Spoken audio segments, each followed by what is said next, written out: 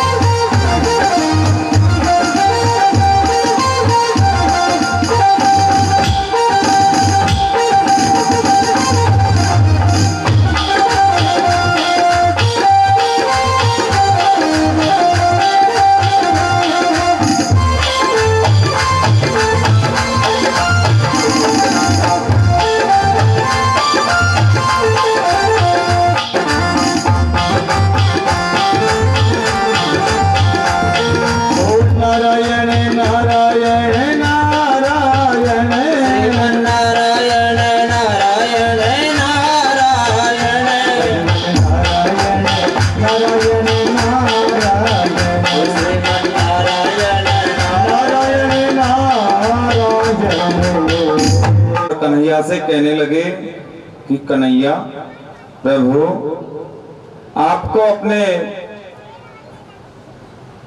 पोते बेटों की कुछ चिंता हो तो बता दो। कन्हैया कहने लगे कि नारद जी महाराज, बड़ो परिवार है, चिंता भी रहे है, लेकिन सब व्यवस्थाएं हो रही हैं। क्यों? जब नारद जी गए थे उस समय भगवान श्री कृष्ण से प्रत्येक रानी के द्वारा 10 पुत्र और एक पुत्री का जन्म हो चुका था। 16,108 जो रानियां हैं भगवान की, सबसे 10 पुत्र और एक पुत्री का जन्म हुआ है। कन्हैया कह रहे हैं कि महाराज, कोई बात हो तो बताओ नारद जी, कि किसी पोते का पता हो तो पूछना हो तो या देखना हो तो कैसे पता लगेगा। कन्हैया कहने लगे कि नीचे स्वागत कक्ष है और उसमें एक रजिस्टर लगा हुआ है। जिस पोते बेटे के वहां हस्ताक्षर है वो तो इस द्वारिका में वास कर रहा है, और जिसके वहां हस्ताक्षर नहीं है वो कहीं बाहर गया हुआ होगा, उसकी सूचना वहां लिखी हुई रहती है। जैसे आज कंपनी में होता है ना, जाओ तो अंगूठा लगाओ और आओ तो अंगूठा लगा के आओ, अपना आइडेंटिटी कार्ड दे के आओ, छुट्टी पे जाओ तो वहां कुछ लिखित में दे के आओ। तो जैसे ही रजिस्टर को चेक किया तो अनिरुद्ध 1 महीने से गायब है, उसमें कोई सूचना नहीं लगी हुई है। नारद जी ने कहा कि कन्हैया, मैं बताऊं कहाँ है, सीधे चले जाओ, बाणासुर के यहाँ जेल में बंद है। कन्हैया, बलराम भैया और प्रद्युम्न तीनों अपनी सेना को लेकर बाणासुर से युद्ध करने गए तो वहां पे भगवान शंकर, गणपति और कार्तिकेय भी आ गए। क्यों? कि इनका शिष्य है भगवान शंकर का, शंकर भगवान का युद्ध हुआ कन्हैया से, प्रद्युम्न का हुआ कार्तिकेय जी से, और जैसे ही युद्ध चरम सीमा पे पहुंचा तो भगवान ने विचार किया कि अपने ही अपने लड़ेंगे तो दुनिया को मौका मिल जाएगा। बाणासुर आ गया युद्ध करने के लिए, बाणासुर को धराशायी करने ही वाले थे कन्हैया। शंकर भगवान ने कहा कि इसको मैंने वरदान दिया है और मैं ये चाहता हूं कि इसका तुम वध नहीं करें। यह बलि का पुत्र है और इसको मेरे श्राप को भी आप विमोचन न करें। बाणासुर को अभय अखंड भक्ति का आशीर्वाद दे कन्हैया अनिरुद्ध को लेकर द्वारिका में आ गए। सुखदेव जी महाराज कहते हैं कि इस परीक्षित एक विचित्र बात और बताना चाहता हूं। कन्हैया के जो पुत्र है ना, कोई 50 वर्ष का हो गया, कोई 55 का हो गया, और जो ये अनिरुद्ध है ये 25 वर्ष का है, पर मेरे ठाकुर मेरे गोविंद तो 16 वर्ष के ही हैं। क्यों? परीक्षित ने कहा कि महाराज, जिसके बेटे पोते इतने बड़े हो गए हो वो 16 वर्ष का है। सुखदेव जी कहते हैं कि भगवान कालातीत हैं, काल उनको कुछ नहीं बिगाड़ सकता है, और गो परमात्मा कभी बुढ़ापे को प्राप्त नहीं करते हैं। 16 वर्ष की आयु तक ही उनको शरीर मिलता रहता है, वैसा ही उनका बना हुआ रहता है, 16 स्वरूप में वो रहते हैं। उनके शरीर पर लेश मात्र भी जरा का प्रभाव नहीं होता है, वो स्वयं कालातीत हैं। और ऐसे स्वरूप हैं इनके बेटे पोतों के कि कोई यह उनको देखकर निर्णय नहीं कर सकता है कि ये अनिरुद्ध है, कि ये प्रद्युम्न है, या ये सांब है, या श्री कृष्ण है, ऐसा किसी को महसूस नहीं होता है। सुखदेव जी महाराज कहते हैं कि परीक्षित, कन्हैया के यश का वर्णन सुन के इस श्रीमद् भागवत महापुराण में एक वर्णन आता है कि उनके स्वरूप का वर्णन करके उनके बेटे पोतों का एक शकल सा लगना, एक हम शकल से लगने का फायदा उठाकर पौंड्रक राजा हुआ, काशी नरेश। सारी दुनिया कृष्ण को मानती। उसने पूछा कि कन्हैया कैसा है, तो उसको बताया कि ये काला काला है, 4 भुजाओं वाला है, गरुड़ धारण करने वाला है और सुदर्शन चलाने वाला है। उसने विचार किया कि ऐसा रूप तो मैं भी अगर बना लूं तो मुझे लोग कृष्ण मानने लग जाएंगी। उसने अपने शरीर पर काला रंग पुतवा लिया, सांवला हो गया, और 2 लकड़ी के भुजाएं और बनवा के उनको लगवा लिया। एक गरुड़ बनवा लिया और एक सुदर्शन चक्र बनवा लिया। सभी अपनी प्रजा से कहने लगा कि आज से सभी मेरी पूजा करेंगे, मैं ही कृष्ण हूं। और कैसे कैसे पूजा करवाता कि जय पौंड्रक वासुदेवा, स्वामी जय पौंड्रक वासुदेवा, भक्त जनन के तुम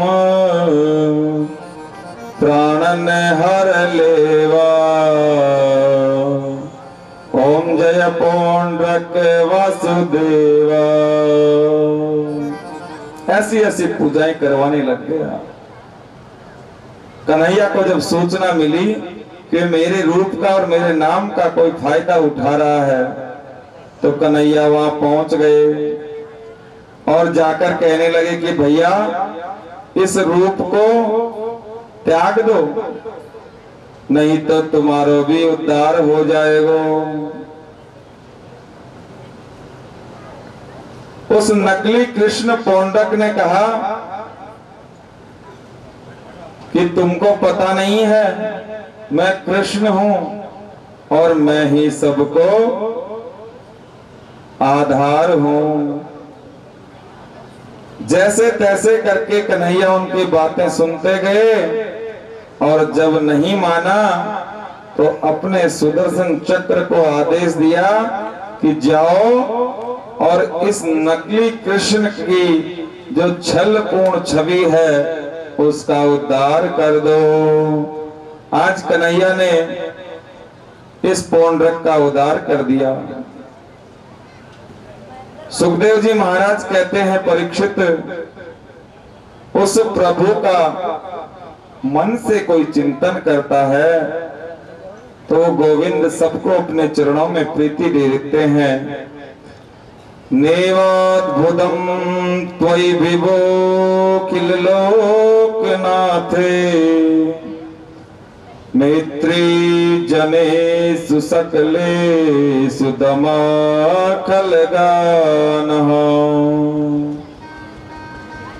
सुखदेव जी कहते हैं कि व्यक्ति जब तक राम कथा नहीं सुनेगा उसको कृष्ण कथा समझ में नहीं आएगी।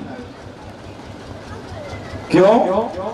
कि जब जो मर्यादा का चश्मा है राम कथा में, वो तभी समझ में आवेगा, उसको जो सुन लेगा तभी इस कृष्ण की जो रस भरी लीलाएं हैं वो तभी समझ में आएगी जब मर्यादा का चश्मा हम धारण करेंगे।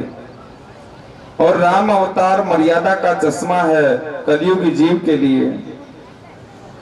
भगवान के बारे में सुखदेव जी महाराज कहते हैं कि परीक्षित, एक बार भगवान के यहाँ संत नारद पहुंचे और उन्होंने कहा कि प्रभु, पांडवों ने एक इंद्रप्रस्थ नाम का राज्य बसाया है, उसकी स्थापना करी है। और इंद्रप्रस्थ किसके कहते हैं? जो वर्तमान में आज दिल्ली है वही इंद्रप्रस्थ था। मुस्लिम साम्राज्य आने के बाद में यहाँ नाम जरूर बदल गया, लेकिन स्थान आज भी वही है। भाग्यनगर को इन्होंने हैदराबाद कर दिया। पहले हैदराबाद का जो पूर्व नाम था वो भाग्यनगर था। संभाजी नगर का नाम इन्होंने औरंगाबाद कर दिया। हरिगढ़ को इन्होंने अलीगढ़ बना दिया। अलीगढ़ नहीं था पहले, हरिगढ़ था। तो नारद जी कहते हैं कि पांडवों ने एक नई राजधानी इंद्रप्रस्थ की स्थापना करी है और उसमें वो राजसूय यज्ञ करवाना चाहते हैं।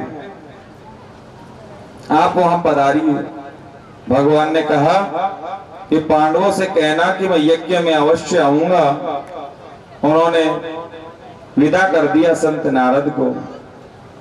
एक दूत आया, उसने परमात्मा से कहा, गोविंद से,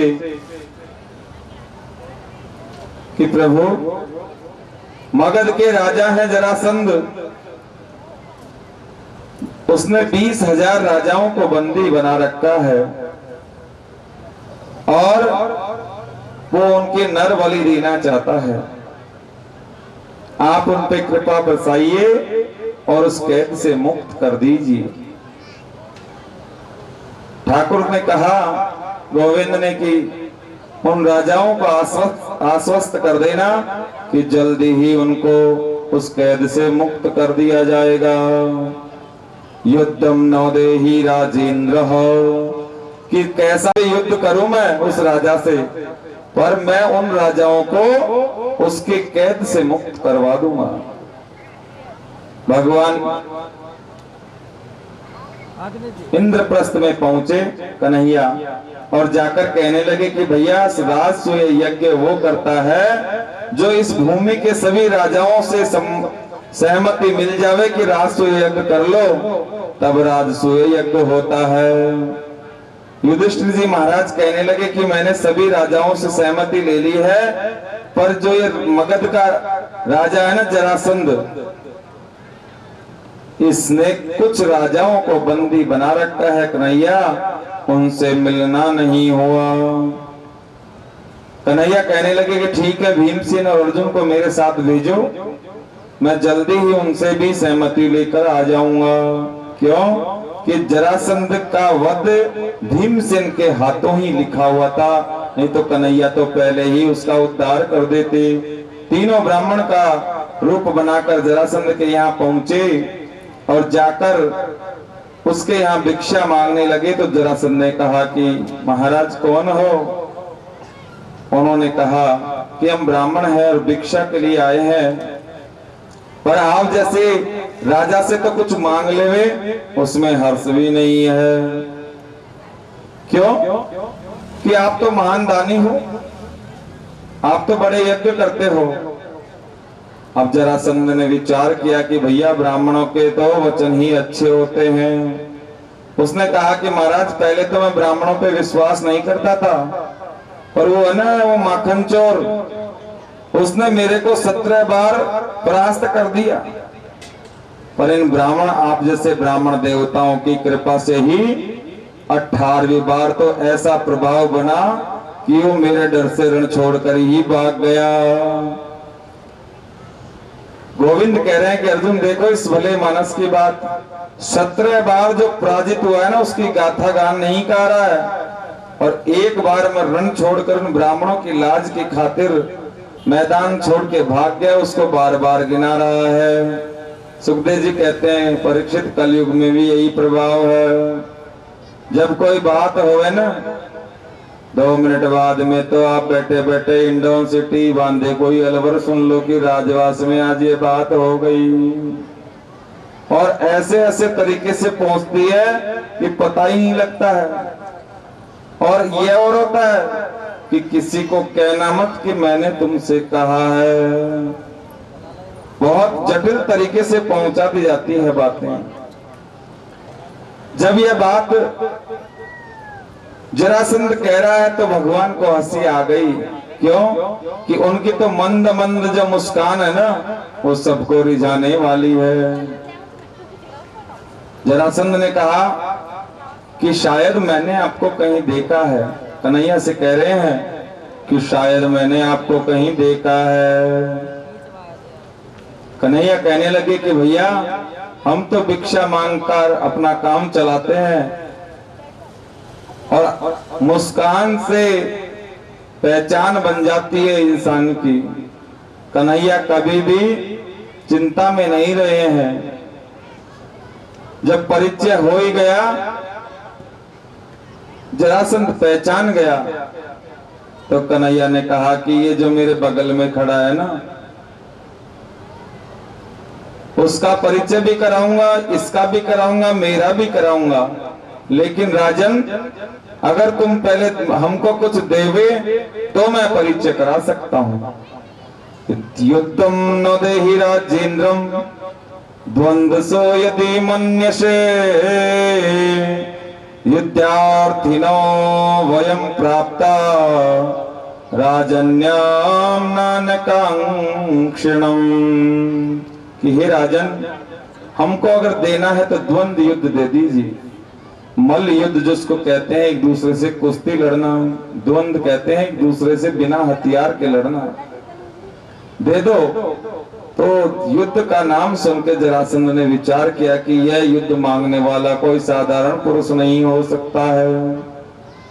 ब्राह्मण युद्ध नहीं मांग सकता है। तो उसने कहा कि पहले तो अपना परिचय करवाओ और फिर युद्ध करो। कन्हैया ने कहा कि ये मेरे जो बगल में खड़ा ये अर्जुन है, ये खड़ा है भीम, ये भीमसेन है। और बोले मुझे तो पहचान ही गए होंगे, मैं कृष्ण हूं कन्हैया।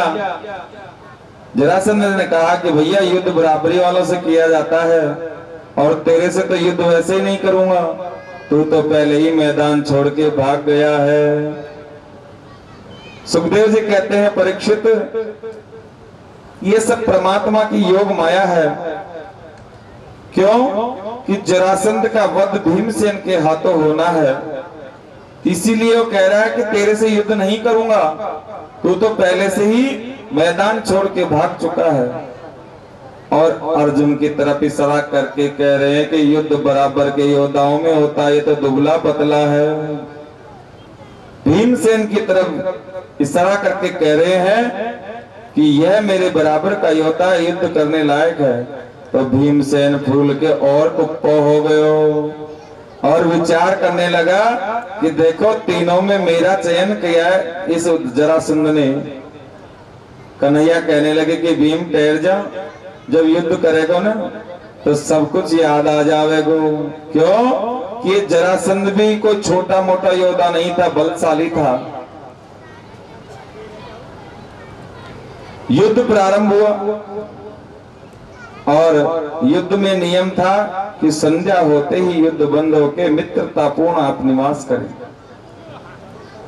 जब भीमसेन की नस नस ढीली हो गई युद्ध करते करते, तो कन्हैया से कहने लगे श्याम को कि कन्हैया, या तो भैया चलबे को रास्ता ढूंढ लो, नहीं तो मैं तो आज रात में ही छोड़ के भाग जाऊंगा।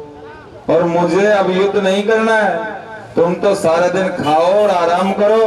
और ये जरासंध मेरी नस नस को ढीली कर चुका है। कन्हैया ने कहा गोविंद ने कि भीमसेन, मैं तो तुमको बार बार बता रहा हूं कि क्या करना है, पर तुम उस पे अमल नहीं कर रहे हो, मेरा कोई दोष नहीं है। गोविंद तो साक्षात खड़े हैं वहां पे। फिर उन्होंने दूसरे दिन का युद्ध हुआ, एक दाव का तिनका लिए और उसको चीर के और ऐसे फेंका। उस दृश्य को भीम नहीं देख पाया, उसने जरासंध को चीरा और दोनों को ऐसे फेंक दिया। फिर वो वापस घूमते घूमते वो दोनों टुकड़े आ गए और फिर जुड़ गए। फिर युद्ध प्रारंभ हो गया। परीक्षित कह रहा है कि महाराज ये क्या है? सुखदेव जी कहते हैं जरा नाम की राक्षसी थी, पुत्र था, वो दो टुकड़ों में, एक बालक था जो दो टुकड़ों में पड़ा हुआ था, उसने उनको जोड़ के संध कर दिया, संधि कर दी और उसमें अभिमंत्रित करके प्राण शक्ति का संचार कर दिया, तब उसका नाम जरासंध हो गया। तो जैसे ही दोबारा से कन्हैया ने उस डाब को चीरा, भीम से कह रहे हैं कि इशारे में कह रहे हैं कि अच्छे से देखो और उस पे अमल करो। उस डाब को चीरा, फिर पहले इसको फेंक के बताया, फिर इसको फेंका। आज भीमसेन ने भी ध्यान करके देख के पहले जरासंध को चीरा, इस वाले को इधर डाला और इस वाले को इधर डाला, और आज जरासंध का उद्धार हो गया।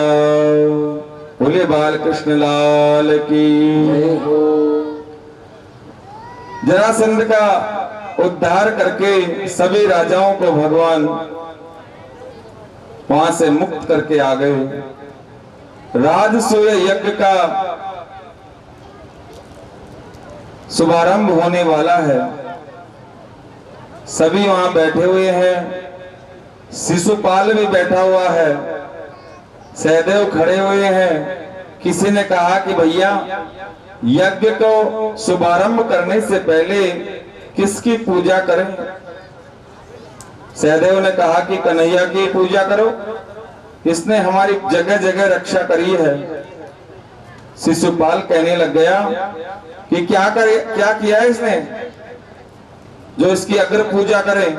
इसने माखन चुराया है, बछड़े चराए हैं, गैया चराई है। कन्हैया कहने लगे कि शिशुपाल एक, शिशुपाल दो, चुप हो जाओ। जैसे जैसे शिशुपाल भगवान को अपशब्द कह रहे हैं, उसी प्रकार भगवान उसको गिनती करा रहे हैं कि शिशुपाल 8।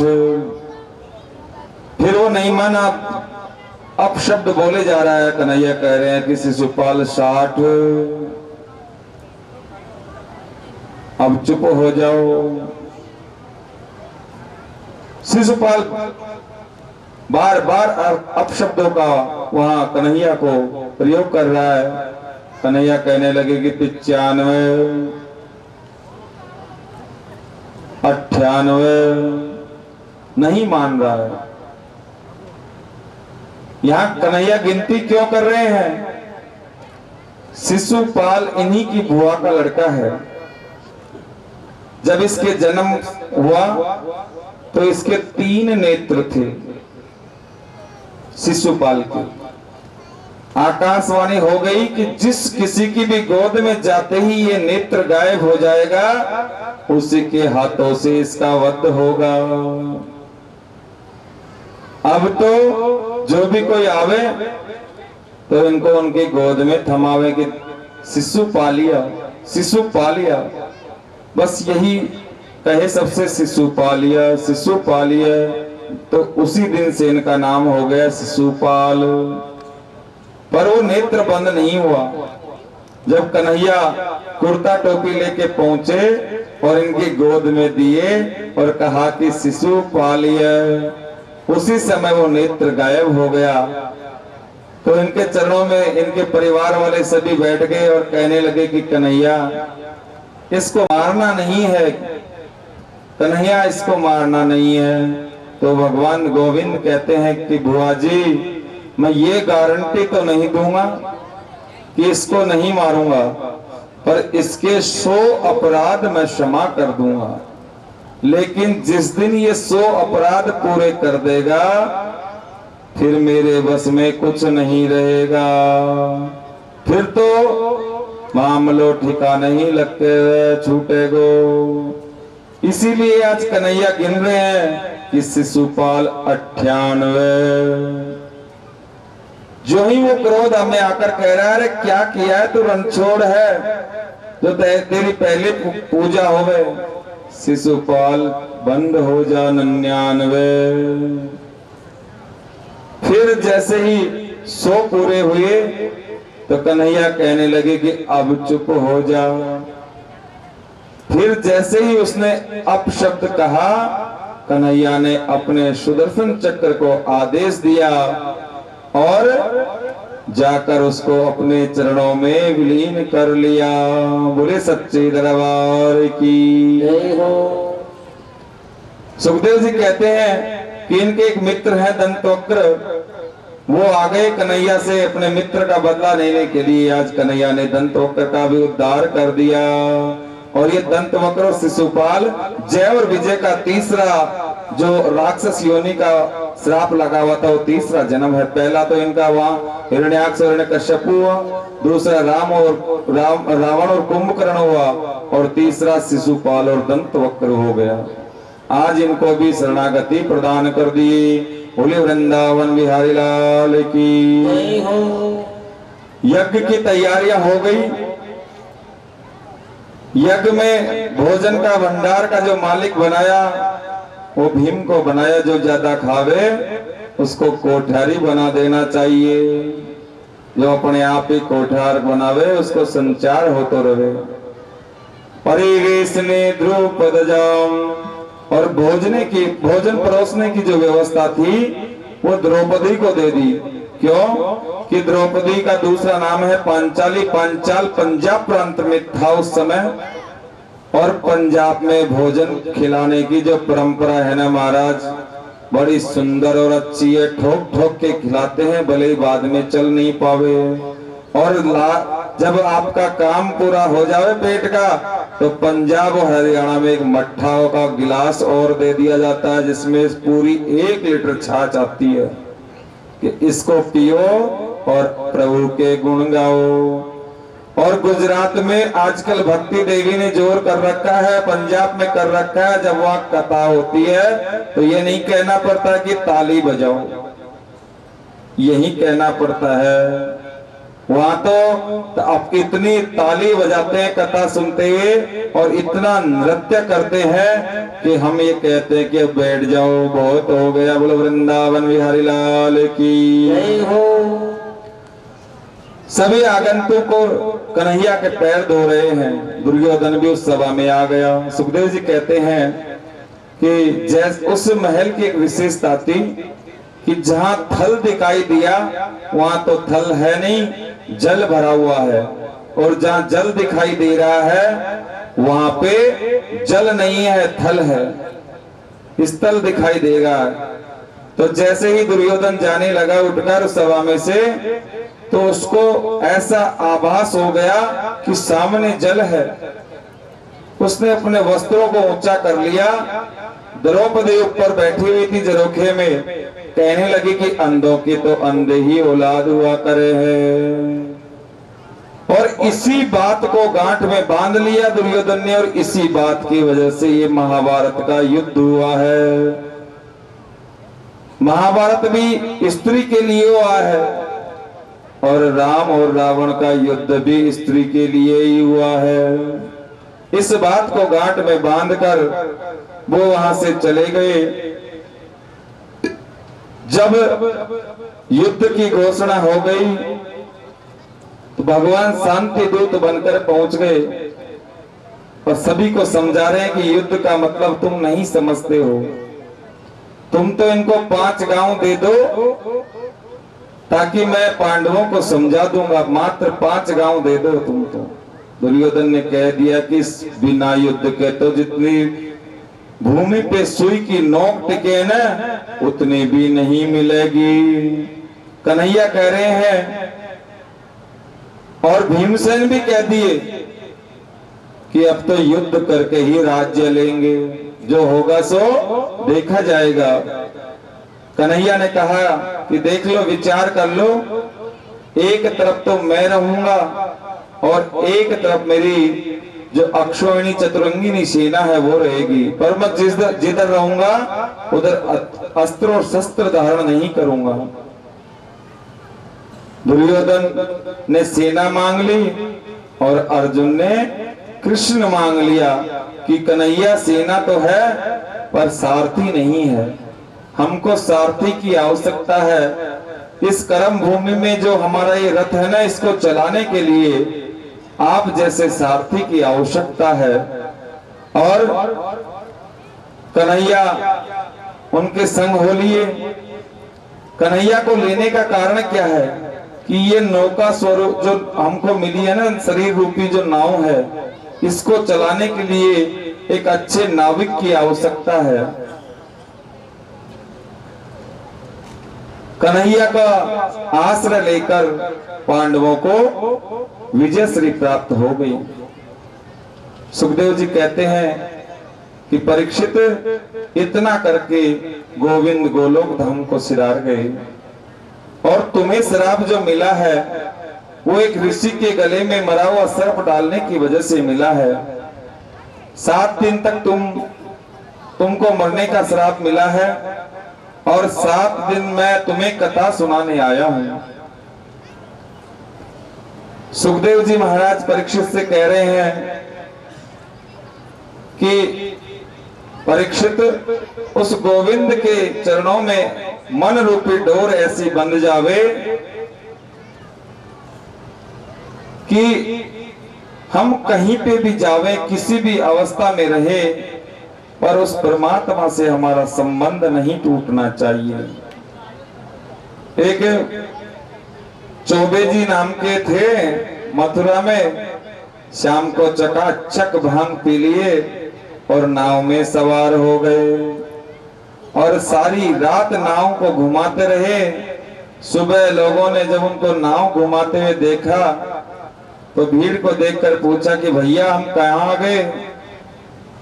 तो भीड़ में से आवाज आई कि चौबे जी अभी मथुरा में ही हो। उन्होंने कहा कि भैया रात भर हो गई नाव चलाते हुए, अभी हम इस मथुरा से बाहर नहीं निकले, गोकुल जाना था। तो उन्होंने कहा कि महाराज नाव की रस्सी तो किनारे पे ही बंधी हुई है, इसी में चक्कर लगाओ। कहने का भाव है कि ये जो मन रूपी रस्सी है उस परमात्मा के चरणों में लगा दो, इस भंवर में घूमने की आवश्यकता नहीं है, उनके चरणों में आपकी प्रीति हो जाए, ऐसी प्रार्थना करें उस गोविंद से। सुखदेव जी महाराज कहते हैं कि परीक्षित, इस कलयुग में परमात्मा ने जीवन में अगर किसी के यहाँ कोई संकट आ जावे, उससे उद्धार करने के लिए, उससे तारने के लिए एक इतना अच्छा प्रसंग इस भागवत महापुराण के द्वारा दिया है, जिसका वर्णन हम आपसे कह रहे हैं। परीक्षित ने कहा कि महाराज मैं यही सब सुनने के लिए यहाँ बैठा हुआ हूँ। इनके एक परम मित्र हैं सुदामा जी महाराज। कृष्णाशादीद सका कश्चिदः ब्राह्मणो ब्रह्मवितम् विरक्त इंद्रियार्थेषु प्रशांतात्मा जितेन्द्रिय। बचपन के विरक्त सका है इनके, इंद्रियों पे इनकी विरक्ति है, नाम सुदामा है। और ऐसे संत पुरुष है कि जो ठाकुर की कृपा से मिल जावे उसी में संतोष हो जाते हैं, और 2 टिक्कड़ बनावे, ठाकुर को भोग लगावे, खुद पालेवे और पत्नी को भी खिला देवे, और जो बच्चे हैं उनको खिला देवे। और उनको धन चाहिए बावरी, और ब्राह्मण है को धन केवल भिक्षा है। वो कभी किसी के यहाँ भिक्षा मांगने के लिए नहीं जाते थे। क्यों? ब्राह्मण की जो धन की भिक्षा है ना, वो परमात्मा का सेवा है, परमात्मा की भक्ति है। कोई ब्राह्मण अगर किसी के द्वार पर भिक्षा मांगने के लिए जाता है तो उसका ब्रह्म तेज समाप्त हो जाता है। जो ब्राह्मण किसी के द्वार पे भिक्षा मांगने के लिए चला गया, महाराज समझो उसका ब्रह्म तेज समाप्त हो गया। उस गोविंद से मांगो, वो अपने आप पूर्ति कर देते हैं। और सुदामा जी महाराज के लिए किसी भी शास्त्र में तो नहीं लिखा है, बाकी किसी पुस्तकों में किसी ने लिख दिया हो कि दरिद्र थे। सुदामा जी महाराज कभी दरिद्र नहीं थे, और भागवत जी में कहीं पे भी लिखा हुआ नहीं है कि सुदामा जी महाराज दरिद्र थे। दरिद्रो यस्य संतुष्ट हो, दरिद्र तो उसको कहा गया जो असंतुष्ट हो। एक अरबपति व्यक्ति हो और उसके सामने कह देवे कोई कि भैया तेरा ये कार्य हो जावे, अगर इसमें तू मेरे को 1 लाख रुपए का हिस्सेदारी देवे तो तेरे को 5 लाख रुपए का फायदा मिल जाएगा।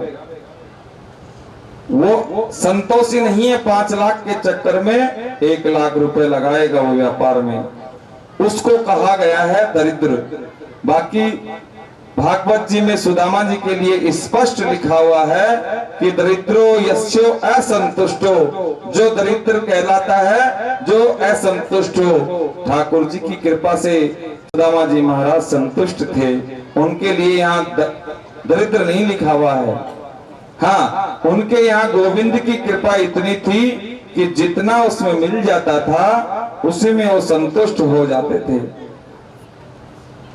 उनकी जो पत्नी है सुशीला, उन्होंने सुदामा जी से कहा कि प्रभु स्वामी, आपके मित्र हैं कन्हैया, द्वारकाधीश हैं, उनसे मिलने की इच्छा नहीं होती क्या आपकी? सुदामा जी कहने लगे कि देवी दूर काफी है, मन में तो आती है, लेकिन फिर दूरी को देख के यहीं से हाथ जोड़ के कह देता हूं कि भैया यहीं दर्शन दे। तो कन्हैया मेरे को यहीं दर्शन दे देते हैं। रोज कन्हैया के बारे में सुशीला बातें करे।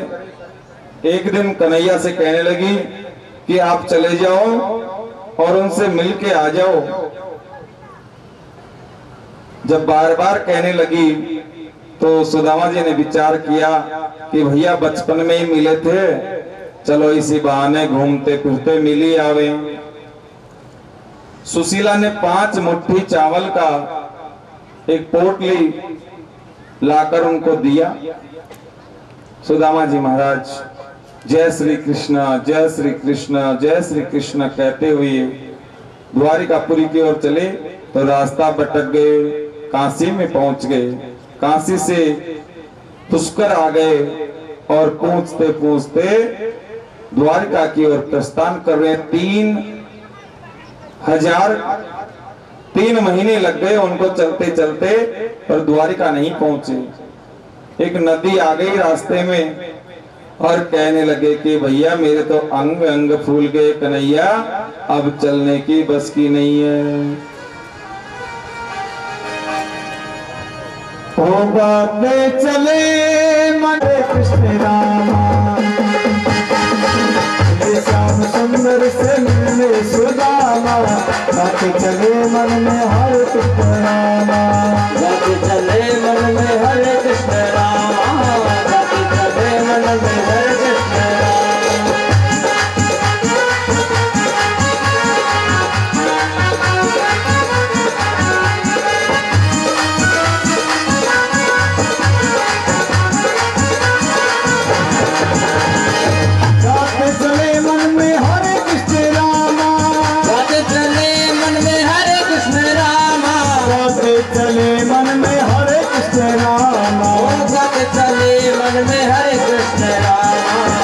श्याम सुंदर से मिलने सुदामा, गाते चले मन में हरे कृष्ण रामा, गाते चले मन में हरे कृष्ण रामा।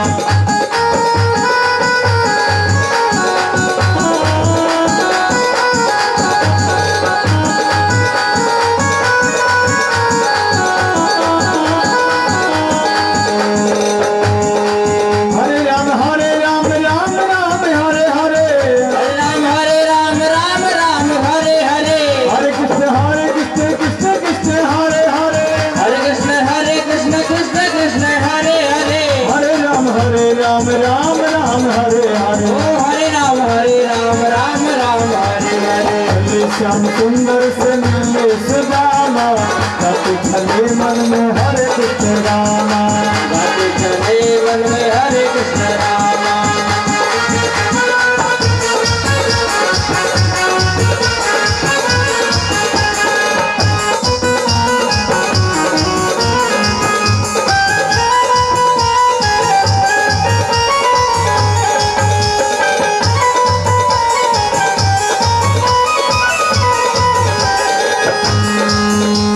गाते चले मन में हरे कृष्ण रामा, गाते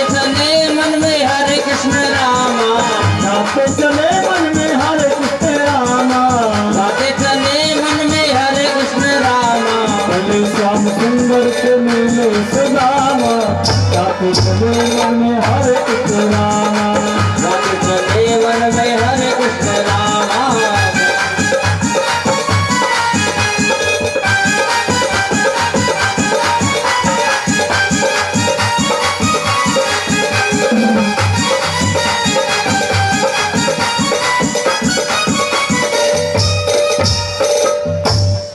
जैसे ही सुदामा जी नदी पे किनारे पहुंचे तो कहने लगे कि भैया मैं थक गया हूँ, वहीं सो गए और तेरे को पहुंचाना है तो तू व्यवस्था कर ले। भगवान केवट बनकर आए और कहने लगे कि आओ, किसी को चलना हो द्वारिका में आओ, चलना हो। तो सुदामा जी कहने लगे कि भैया चल तो चलूंगा, पर मेरे पास देने को पैसे नहीं है। कन्हैया ने कहा कि एक निराश लगती है, आस भी एक निराश लगती है कि कन्हैया तेरी इच्छा हो ना तो दर्शन दे दे भैया, चलने की इच्छा नहीं है, अब तो समता खत्म हो गई। जाते हैं जय श्री कृष्ण जय श्री कृष्ण सबसे पूछा और द्वारकाधीश के महल के पास में पहुंच गए। अरे द्वारपालो कन्हैया से कह दो, मिलने सुधामा गरीब आ गया है, गरीब आ गया है। भटकते भटकते न जाने कहाँ से, भटकते भटकते न जाने कहाँ से, तुम्हारे महल के करीब आ गया है, तुम्हारे महल के करीब आ गया है।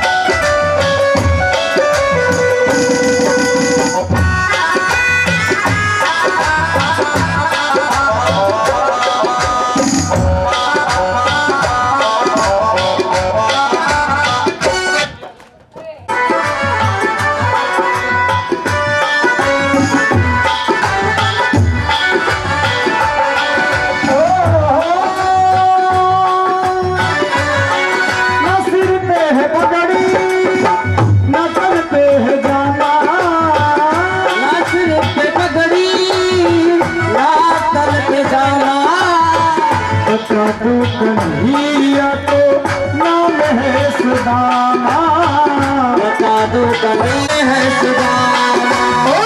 एक बार मोहन से जा करके कह दो, एक बार मोहन से जा करके कह दो, मिलो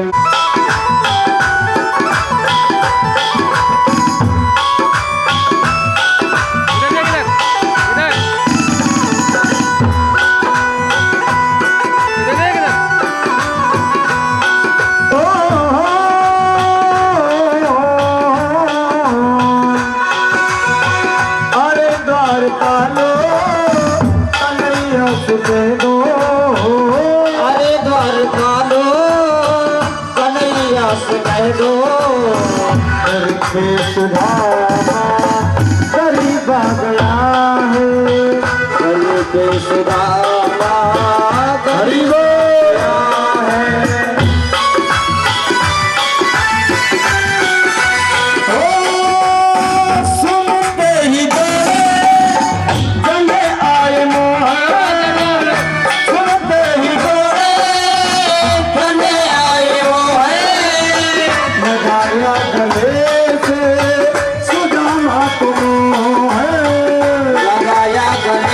से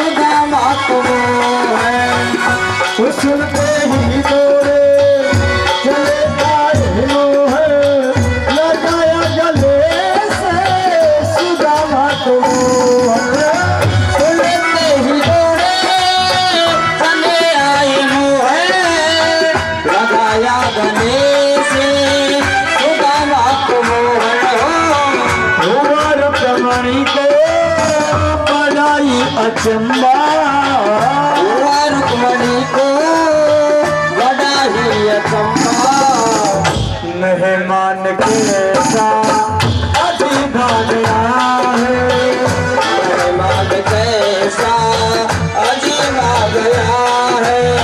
बराबर में अपने सुदामा बिठाए, बराबर में अपने सुदामा आंसुओं से सामने बुलाए, घबराओ ना मेरे प्यारे सुदामा, ना घबराओ मेरे प्यारे सुदामा, तेरे पास आ गया है खुशी का समा, तेरे पास आ गया है।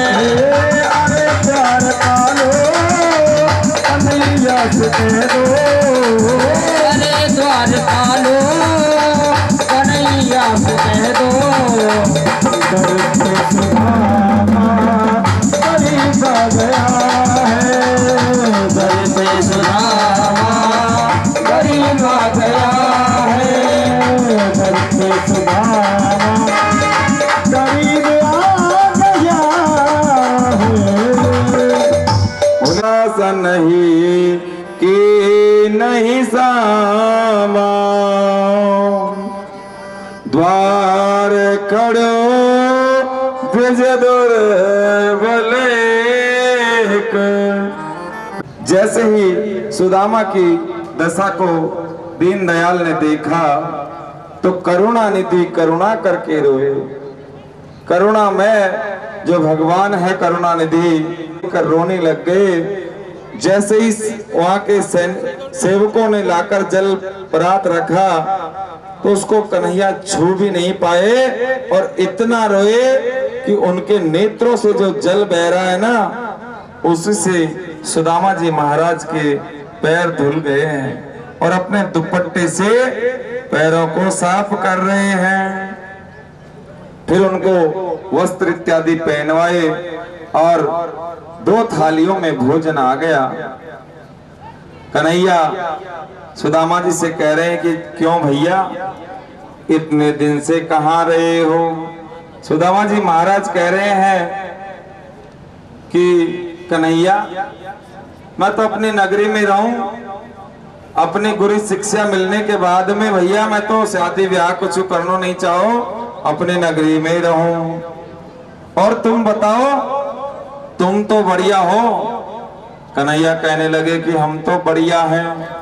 ऐसा करो मित्र तुम आए गए हो तो थोड़े दिन आराम करो और इधर उधर की बातें होती रहेंगी। रुक्मणी जी आई, उनको प्रणाम करने लग गई। सुदामा जी कहने लगे कि अखंड सौभाग्यवती भव। सत्यभामा आ गई, जामवती आ गई, कालिंदी आ गई, भद्रा आ गई। मित्र ये सब मेरी ही है। कितनी है? 16,108 है। कन्हैया से सुदामा कहने लगे कि मैं तो सोच रहा हूँ कि कोई पड़ोसन से भी आके आशीर्वाद ले रही होगी। भैया मुझे पता नहीं है कि तुम विवाह की। और 3 बजे बाद ऐसा हुआ कि एक एक करके और अनेक विवाह होते चले गए। ऐसे विवाह हुए हैं। और तुम बताओ तुम्हारा विवाह हुआ कि नहीं हुआ? कन्हैया जैसे ही ये प्रश्न कर रहे हैं तो सुदामा जी कह रहे हैं कि देखो इस नटखट गोपाल को इतनी रानियां खड़ी है फिर भी मेरे विवाह के बारे में पूछ रहा है। कन्हैया से सुदामा जी कहने लगे कि भैया विवाह करना तो नहीं चाहता था पर मैं सुशीला है। कन्हैया कहने लगे कि सुदामा तुम तो मित्र होकर भी मेरे को याद नहीं कर रहे हो, तुमने मुझे विवाह में निमंत्रण क्यों नहीं दिया? कन्हैया कहने लगे कि तेरे तो 16,108 हुए, किसी एक को भी नो तो मेरे यहाँ तो पहुंचो नहीं है। ऐसे ही इधर उधर की बातें हो रही है। कन्हैया सुदामा को भोजन करा रहे हैं। जैसे ही जो चावल है वो कैसे खिलाऊं इस राजा को, तो सुदामा जी कहने लगे कि कन्हैया तो ये याद है हम गुरुजी के आश्रम में रहते थे और जंगल में जो गुरु माता थी वो हमको लकड़ी चुनने के लिए भेजती थी। तो कन्हैया कहने मित्र पर भाभी ने कुछ हमको भेजा हो तो खिलाओ। फिर सुदामा जी कहने लगे कि कन्हैया वो अपने बचपन की बातें याद है ना गुरुजी हमको कैसे। सुदामा जी बार बार बात बदल रहे हैं और कन्हैया बार बार वही कुछ मांग रहे हैं कि भाभी ने कुछ भेजा हो तो दे हो। सुदामा जी महाराज का एक हाथ कुछ ऊंचा उठा दिखाई दे गया। कन्हैया नटखट है, विचार करने लगे कि कछु लाया तो है और छुपा के बैठा हुआ है। तो कन्हैया उस हाथ में से उस गठरी को छीनने लगे, खींचकर अपने हाथ में ले लिया और लेकर उसको जैसे ही खोल के देखा तो गदगद हो गए कन्हैया। क्यों? कि सुशीला भाभी ने न्योतो भेजो है कि कन्हैया जो है सो ये व्यवस्था है, अब तुम्हारे हाथ बात है। कन्हैया उन चावलों को खोलकर देखते हैं तो उसमें से एक मुट्ठी को उठा के और ध्यान कर लिया कि इस मित्र को इस एक मुट्ठी के चावल ग्रहण करने से प्राप्त हो जावे। सुदामा जी महाराज वहीं बैठे हुए हैं और जैसे ही दूसरी मुट्ठी का पारण करने लगे तो रुक्मणी ने रोक लिया। क्यों? कि वैभव और राजा के समान यश एक ही मुट्ठी में ठाकुर जी ने प्रदान कर दिया। तो रुक्मणी कहने लगी कि हमको भी इसके लाल की में आयो मेरे भैया, बहुत दिनों में आया।